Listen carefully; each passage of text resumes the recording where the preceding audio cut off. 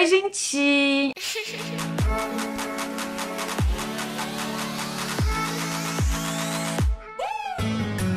J'espère que vous allez bien. Aujourd'hui on se retrouve pour une nouvelle vidéo et on se retrouve pour une nouvelle JVDT que vous avez été nombreux à me demander. C'est donc le cas de la tiktokeuse Ballerine Farm et je suis tellement contente d'aborder ce type de JVDT un peu qui parle pas spécialement de célébrités. Derrière le compte de Ballerine Farm se trouve donc Anna, suivie par 9 millions de personnes sur Instagram et un peu plus de 7 millions de personnes sur TikTok. Elle partage donc sa vie quotidienne avec son mari et ses enfants, et sa vie quotidienne est un mélange de contenu sur l'agriculture, la cuisine et sa famille. On la voit donc cuisiner avec tous ses enfants autour d'elle, tout faire elle-même. Une figure emblématique donc du mouvement Tradwife. Tout allait bien jusqu'au 20 juillet quand un article a été publié dans le magazine Times qui laissait sous-entendre que Anna n'était pas si heureuse dans cette vie, qu'elle avait abandonné son rêve d'être ballerine et a été emprisonnée par son mari. Donc on va parler de tout ça aujourd'hui, mais aussi de la réponse d'Anna, puisqu'elle a décidé de s'exprimer face à toute cette polémique. Avant que la vidéo commence, vous le savez déjà, n'oubliez pas de vous abonner. Et c'est parti. Anna a actuellement 34 ans et elle vient d'une famille mormone, ainsi que son mari Daniel. Vous vous demandez sûrement d'où vient le nom de ses réseaux sociaux, pourquoi elle s'appelle Ballerine Farm. Mais il faut savoir qu'avant d'être mère au foyer et influenceuse, Anna était donc ballerine, mais pas n'importe laquelle. Elle était donc ballerine à la Juilliard School de New York, qui est donc l'une des écoles d'art les plus prestigieuses au monde. En ce qui concerne son mari Daniel, il a de l'argent, beaucoup d'argent, puisqu'il est le fils donc de David Neylan, connu pour avoir fondé JetBlue et plusieurs autres compagnies aériennes. Daniel et Anna se sont rencontrés pour la première fois lorsque des amis communs les ont présentés lors d'un match de basket universitaire. À ce moment-là, Anna avait seulement 23 ans. Il a de suite été attiré par elle. Il était très impatient de sortir avec elle. Mais c'est vrai que Anna n'était pas aussi emballée que lui et elle n'a pas accepté de sortir avec Daniel. C'est qu'au bout de 6 mois qu'ils ont eu leur premier date et c'est même pas elle qui a décidé d'avoir ce date puisque ce date lui a été imposé. Pour certains, tout ça est mignon, mais pour moi, perso, c'est un énorme red flag. Mais pour vous expliquer, en gros, un jour, Daniel a découvert qu'Anna allait prendre l'avion pour aller donc de Salt Lake City à New York. Et Daniel a décidé de faire quoi? Il a utilisé ses connexions pour avoir un billet dans le même vol et aussi un siège juste à côté d'Anna. Et c'est donc comme ça qu'ils ont eu leur premier date et qu'ils ont donc pu parler pendant quelques heures en tête à tête. Après cette interaction, leur relation a donc commencé. Daniel, il a direct évoqué avec Anna son envie de se fiancer et d'avoir énormément d'enfants. Mais Anna lui a expliqué que malgré qu'elle avait cette envie aussi, elle voulait attendre au moins 1 an avant de se fiancer parce qu'elle voulait terminer donc ses études à Juilliard, logique. Mais voilà qu'à peine 3 mois après leur premier rendez-vous, Anna et Daniel sont donc mariés et 1 mois seulement après le mariage, Anna était déjà enceinte de leur premier enfant. Donc oui, à peine 6 mois après leur premier rendez-vous, Anna était déjà enceinte. Donc comme vous pouvez voir, ça s'est pas du tout passé comme elle avait prévu. Cette grossesse d'Anna a fait énormément parler, pas parce qu'elle était influenceuse, parce qu'à ce moment, elle l'était pas encore, mais elle a été la toute première étudiante du premier cycle à Juilliard à tomber enceinte pendant ses études, donc de l'histoire de Juilliard, parce que c'est vrai que c'est une école tellement prestigieuse que personne n'a envie de tomber enceinte pendant qu'ils font leurs études, et Anna a été donc la première. Après la naissance d'Henri, Anna va avoir 7 autres enfants. On a donc Henri 12 ans, Charles 10 ans, Georges 9 ans, Francis 7 ans, Loïs 5 ans et ensuite des filles, Martha 3 ans, Mabel 2 ans et Flora 1 an. Mais revenons un tout petit peu en arrière.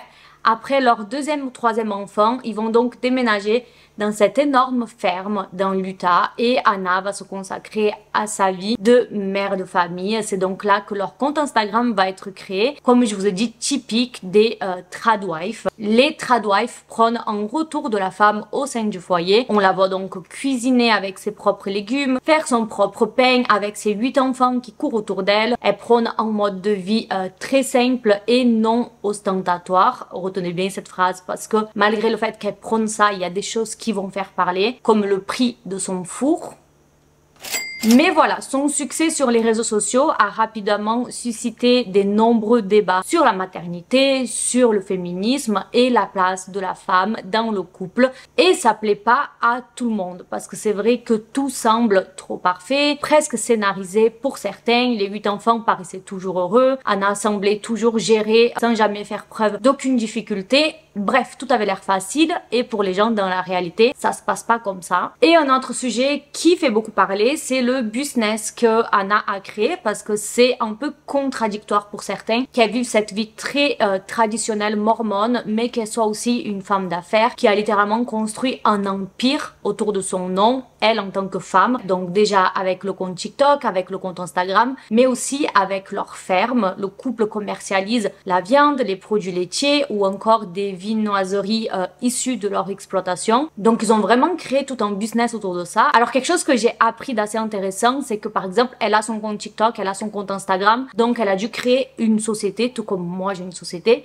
et la société n'est pas seulement à son nom, elle est au nom d'elle et de son mari. Ce que moi personnellement je trouve ça un peu bizarre, c'est comme si moi et Marco on était mariés et que le nom Sa Giovanna était déposé au nom des deux. Ben non du coup, fait mon avis. Et ce qui va se passer, c'est que de plus en plus de personnes vont commencer à s'intéresser au couple, dont une journaliste donc qui s'appelle Megan, qui s'est rendue dans leur ferme pour les interviewer. Et personne ne va s'attendre à ce que cette interview va donner puisqu'il y aura un retour où on pourrait croire que Anna a donc dû abandonner ses rêves pour rester à la maison, élever ses enfants, s'occuper de la ferme, que Daniel c'est le méchant du couple, qu'il avait enfermé chez elle et ça va vraiment faire trembler Internet et créer toutes sortes de théories autour de Ballerine Farm. Au début de l'interview, Anna va raconter quelque chose dont je vous ai pas encore raconté, c'est qu'elle a donc été couronnée Miss America l'année dernière, seulement 12 jours après avoir donné naissance à son 8e enfant, expliquant donc que c'est vraiment le moment où elle a explosé en ligne. Bien sûr, elle était déjà connue sur TikTok avec son contenu, mais au niveau de la presse, elle va être vraiment connue à ce moment-là. Et tout ça va faire un énorme bad buzz. Quand Anna, elle avait annoncé sur ses réseaux sociaux, donc elle avait été élue Miss seulement 12 jours après avoir accouché, mais beaucoup de gens vont dire qu'elle était irresponsable de publier cette vidéo. On peut lire des commentaires comme par exemple « Oui, tu es une superbe femme, mais ce genre de contenu est extrêmement nuisible pour la majorité des jeunes mamans en postpartum. J'aurais aimé que tu choisisses plutôt de montrer l'exemple en matière de récupération après l'accouchement, d'attachement avec le bébé ou du respect du parcours de ton corps. » Un autre commentaire va dire « Être belle selon les standards de la société dans un délai aussi court semble toxique et dégoûtant. Tu aurais pu enseigner aux autres mamans de la compassion envers elles-mêmes. Je suis tellement déçue que tu aies choisi de faire ça à la place. » Bon.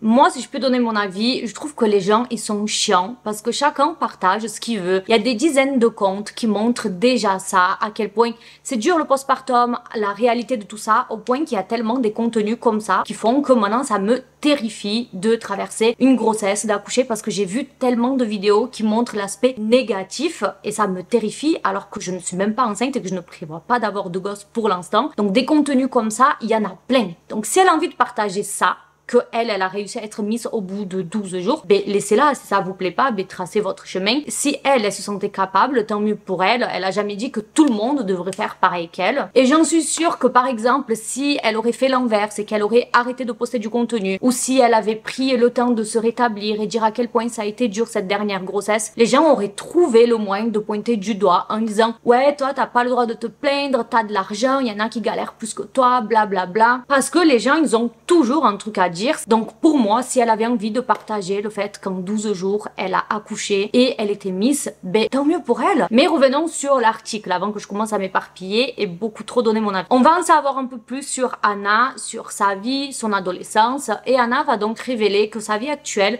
ce n'est pas du tout ce qu'elle avait prévu, puisque de base, son rêve, c'était New York. Et lors de l'interview, ils ont discuté de comment Daniel avait voulu sortir avec elle dès qu'il l'avait vue pour la première fois, mais que elle ne voulait pas à l'époque. Elle voulait pas non plus se marier si rapidement, puisqu'elle va dire qu'elle savait que si elle commençait à avoir des enfants, sa vie allait totalement changé, mais que tout ça s'est produit bien plus tôt et que c'était totalement pas prévu. Donc en ce qui concerne tout ça, Anna, elle va dire « Les premières années de notre mariage ont été vraiment difficiles. Nous avons sacrifié beaucoup, mais nous avions cette vision. ce rêve. La journaliste va lui demander de quel sacrifice elle parle et elle va donc dire « Eh bien, j'ai abandonné la danse, ce qui était difficile. Vous abandonnez une partie de vous-même et Daniel a abandonné ses ambitions de carrière. » Et perso, sur ça, je suis pas trop d'accord parce que pour moi, Daniel n'a pas abandonné tant de choses que ça. Il voulait vivre dans une grande ferme, ils l'ont fait. Il voulait se marier, ils l'ont fait. Il voulait avoir des enfants rapidement, ils l'ont fait. Il travaille moins, oui, mais il a jamais abandonné son rêve comme Anna l'a fait. Et dans cette interview, on voit que les souhaits de Daniel se réalisent, mais par exemple ceux de Anna, non. Je vais vous donner plusieurs exemples. Par exemple, dans un extrait, elle parle du fait qu'elle n'a pas eu de babysitter malgré qu'elle souhaitait en avoir une, mais Daniel n'était pas d'accord avec cette idée-là. En octobre dernier, pour Halloween, ils ont fait un voyage en famille à New York. Anna, elle était hyper heureuse d'y être retournée, d'avoir enfin quitté sa ferme pour retourner dans la grande ville. Elle avait partagé plusieurs stories en disant à quel point elle était ravie d'être là. Bill and I are walking to go meet up with one of my ballet teachers. And then today, I'm also gonna go watch some classes at Juilliard. Mais finalement, Daniel va écourter ce court séjour à New York pour qu'il loue un Airbnb dans une ferme pas loin. We still have a couple days left in New York. We decided to take a drive upstate and find like a farmhouse we could rent out. So we found a farm Airbnb. Et Anna va donc partir de New York, n'ayant pas fait tout ce qu'elle souhaitait faire. Il y a aussi l'anecdote de son anniversaire. Alors celle-là, accrochez-vous. C'était l'anniversaire d'Anna et son mari lui offre son cadeau. Donc elle l'ouvre en vidéo et tout le long de la vidéo, Anna répète qu'elle espère que ce soit des billets d'avion pour partir en Grèce parce qu'elle voulait à tout prix partir en Grèce. Elle rêvait de voyager en Grèce. My birthday present from Daniel. Hoping their tickets to Greece. It's from Ukraine. So, plane tickets? Ooh, a hat I can wear in Greece. It's not a hat. It's not. Et vous savez ce qu'il lui a offert? Je pense que là, vous vous attendez pas à ça. Cet homme millionnaire lui a offert un tablier à œufs. Oh, my A-game friend! He did it. Great, they can gather eggs. So cute. It's really cute. It's a cute one. That's the best. You're welcome. Thanks, honey. Alors, je ne juge pas la valeur des cadeaux en argent, mais un tablier pour son anniversaire, pour moi, c'est le type de cadeau que tu ramènes à ton copain quand tu es en train de faire le tour des magasins. Tu te dis, oh, ça pourrait trop lui plaire. Mais je veux dire, c'est pas un cadeau d'anniversaire. Et en plus de ça, il va dire, ça fait un moment que je l'avais et je voulais te le donner. Genre, pourquoi tu l'as pas donné avant? Sans parler du fait, les gars, très logique, son père a une compagnie d'avions. Comment tu l'amènes pas en Grèce? Tu peux faire ça comme ça, t'es riche et ton père il a des compagnies d'avions. Un autre exemple tout bête, dans l'article elle mentionne la danse et elle avait mentionné qu'elle avait un espace destiné à sa passion. Donc c'était une sorte de grange qui était vide qu'il devait transformer en studio de danse. Mais elle va dire que malheureusement ils n'ont pas fait parce que son studio de danse est devenu la salle de classe des enfants, puisque les enfants font les cours à domicile. Du coup, les gens se sont vraiment sentis mal pour Anna, se demandant pourquoi, avec tout l'argent qu'ils ont, ben, elle ne pouvait pas avoir un studio de danse. Elle a quand même donné naissance à 8 enfants, comment elle peut même pas avoir son petit espace à elle? Peut-être que c'est la mentalité, je ne sais pas, je connais pas la religion mormone, mais j'ai lu des choses pas très positives sur la façon que la femme doit être. Mais revenons dans l'article, parce que l'un des moments qui a mis les gens le plus mal à l'aise, c'est celui où Anna parle de la naissance de ses 8 enfants. Anna a déclaré qu'elle a donné naissance à presque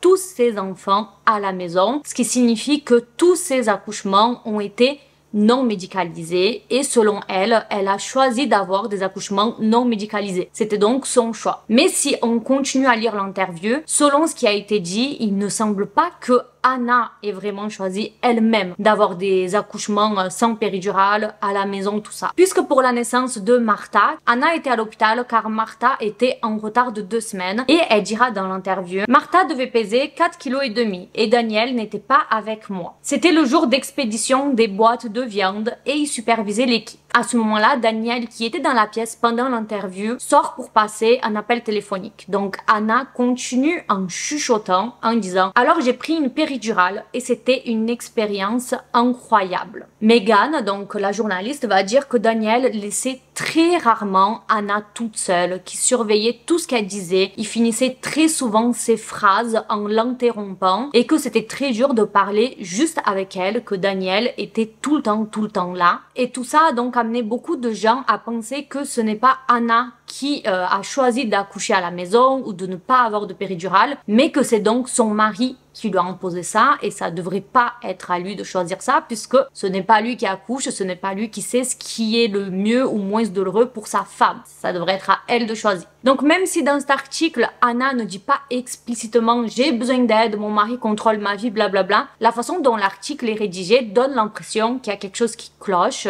Les gens vont carrément la comparer à cette petite ballerine qu'il y a dans la boîte de bijoux, parce qu'ils vont tous dire que Anna était donc emprisonnée dans cette vie. C'est vrai qu'elle poste des fois encore des contenus où elle est en train de danser chez elle, mais les gens ils trouvent ça très triste qu'elles vivent de cette façon, surtout avec l'argent qu'ils ont, une fois de plus. À la fin de l'article, on peut lire que Anna, elle bosse tellement entre les enfants, entre la cuisine, que des fois elle tombe malade d'épuisement. Donc Megan, la journaliste, va écrire: ils ont une femme de ménage mais pas de babysitter. Anna fait toutes les courses avec les enfants et cuisine tout de zéro. Ils ne consomment pas de plats préparés. Anna va dire qu'ils ont parfois une babysitter lorsqu'ils sortent en couple, mais dans sa vie quotidienne avec les enfants, alors que son mari s'occupe de la ferme, Anna n'a aucun soutien. Daniel dira plus tard que Anna tombe parfois tellement malade d'épuisement qu'elle ne peut pas sortir du lit pendant une semaine.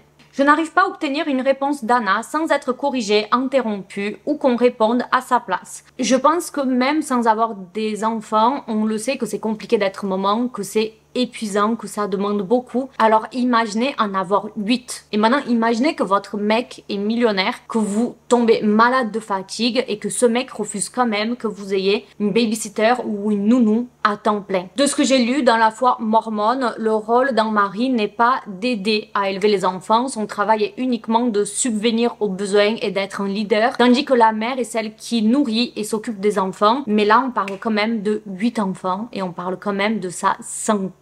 Depuis la publication de l'article, la plupart des critiques ont été dirigées contre Daniel sur les comptes TikTok et Instagram de la famille, encourageant Anna de le quitter, estimant qu'elle méritait mieux dans la vie, qu'elle n'aurait pas dû abandonner ses rêves pour lui. Tout le monde va commencer à donner son avis, tout comme vous voyez le couple, je crois que c'est Cathy et Kay, eux là, la fille avec les gros yeux sur TikTok, c'est vraiment le couple genre trop mignon, ils viennent d'avoir un enfant. Bon, moi j'ai un peu de mal avec sa façon de parler, les trucs un peu trop mimi et tout, genre comme ça, mais c'est vrai qu'il y a pas longtemps on a appris que lui du coup il a déjà été arrêté pour violence conjugale, et depuis tout le monde croit qu'elle est en danger et c'est devenu le gros sujet sur TikTok. Malheureusement, je pense que c'est la vérité. Enfin, en tout cas, c'est vrai qu'il a été arrêté pour violence conjugale. Dites-moi si ça vous intéresse, je peux vous en faire une JVDT à ce sujet. Mais c'est vrai que Ballerine Farm est en danger, c'est devenu le gros sujet. Mais ce qui va se passer, c'est que les enregistrements de l'interview de Megan vont être postés sur le podcast du propre magazine Times. Et en écoutant ce que Anna dit dans l'interview, les gens commencent à se poser des questions si Megan n'a pas un peu modifié les propos d'Anna. Parce que par exemple, quand on écoute les audios, ben, comment Anna raconte les choses, on va apprendre qu'elle n'a pas été obligée d'abandonner la danse et que après avoir accouché de son premier enfant, elle a même pratiqué professionnellement pendant un certain temps, étant encouragée par Daniel avant de décider elle-même d'arrêter la danse. Je vous laisse avec les audios. Le son est un peu merdique, mais je m'excuse, c'est pas ma faute, c'est comme ça que ça a été enregistré. De toute façon, vous avez les sous-titres, je vais vous mettre la traduction en français. I danced in Brazil for 2 years, I guess professionally, after my first and second, and that was hard. Like you give up a piece of yourself, you know? But I don't think I would change it. No. And Daniel was like, if you want to dance, you know, like go dance, you know, like he, you know, we were open to anything, but I knew deep down that I wanted to raise my babies, you know. Anna a fini par publier une vidéo sur Instagram et TikTok où elle aborde davantage l'article, qualifiant ce qui a été écrit d'une attaque contre sa famille et son mariage. A couple of weeks ago, we had a reporter come into our home to learn more about our family and business. We thought the interview went really well, very similar to the dozens of interviews we had done in recent memory. We were taken back, however, when we saw the printed article, which shocked us and shocked the world by being an attack on our family and my marriage, portraying me as oppressed, with my husband being the culprit. This couldn't be further from the truth. Nothing we said in the interview implied this conclusion, which leads me to believe the angle taken was predetermined. I love him more today than I did 13 years ago. The greatest day of my life was when Daniel and I were married 13 years ago. Together we have built a business from scratch. We've brought 8 children into this world and have prioritized our marriage all along the way. Anna a ensuite voulu raconter sa propre version de l'histoire de Ballerine Farm. Elle va mettre une publication sur Instagram envoyant les gens sur son site pour connaître toute la vérité et sa vraie histoire avec ses mots. Et là, c'est très long comme vous pouvez voir, mais je suis obligée de vous lire parce que c'est vraiment sa version des faits. Je vais essayer de résumer un peu et vous laisser que les parties les plus importantes. Je vais m'installer là parce que ça va être long. Alors, elle va dire: je suis née et j'ai grandi en Utah dans une famille aimante avec 8 frères et sœurs. Notre maison était toujours animée. Mes parents travaillaient ensemble à la gestion d'une petite boutique de fleurs. La danse était mon premier amour. Je voulais être la meilleure. J'ai été admise à l'école de Juilliard à 17 ans et j'ai déménagé à New York. C'est un moment joyeux mais stressant pour mes parents. J'étais au paradis certains jours et d'autres je luttais pour m'adapter à cette nouvelle vie. L'été, avant ma dernière année à Juilliard, j'ai rencontré Daniel et je suis tombée amoureuse. Ils disent que lorsqu'on sait, on sait. Et j'étais sûre d'avoir rencontré l'amour de ma vie. On s'est fréquenté que quelques mois avant de nous marier. C'était la meilleure décision que j'ai prise.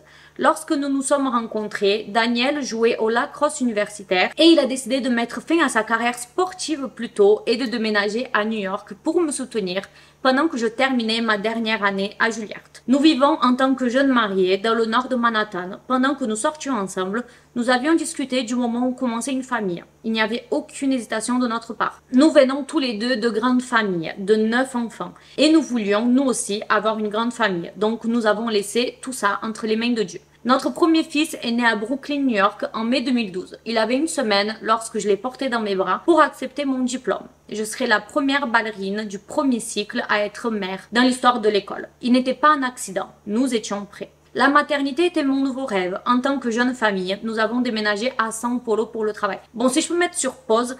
Alors, je pense que ce qu'elle dit est vrai, mais je pense qu'elle laisse de côté certains détails assez importants, comme par exemple le fait que leur premier date a été imposé par Daniel. Ça, c'est vraiment vrai, et pourtant elle le mentionne pas. Donc j'ai un peu...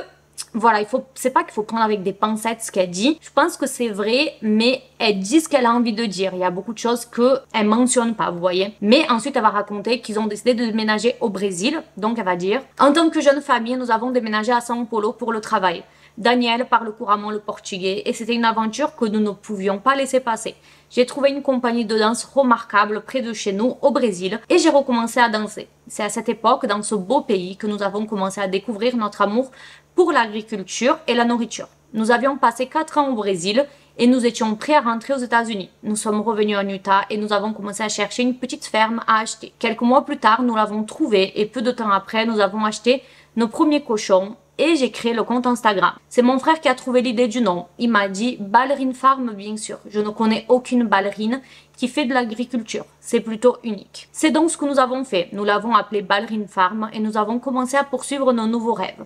Ce compte est une expression de ma vraie vie. C'est beau, gratifiant et je peux le faire avec ma famille.